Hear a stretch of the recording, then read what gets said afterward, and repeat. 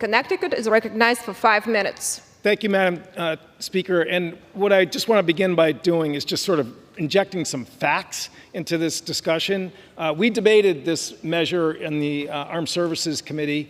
The amendment was adopted to extend a feasibility study from the U.S. Center of Excellence at Walter Reed Hospital, which was created by the NDAA in 2009 to help maybe advise the Ukrainians in terms of setting up their own center for excellence within their own country to treat victims of traumatic brain injury and also other horrible injuries which are happening in real time. There was drone attacks on Kyiv last night where 4 Ukrainians were injured severely, and when the members had a chance to actually vote on this, the amendment was adopted 49-10, which was actually the largest bipartisan vote of the entire markup for this year's NDAA.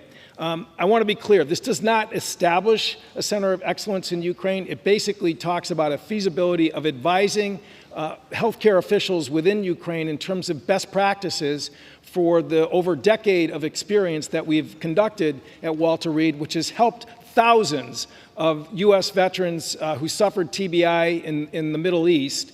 And again, I applaud the gentlewoman's constituent who's doing great work, because some of those individuals do it on their own in terms of setting up their own services. But there is no question that this center has provided great direct health care for people suffering from this wound of war, and has also helped create best practices as we've learned more about this type of injury because of the hard experience that took place in Iraq and Afghanistan.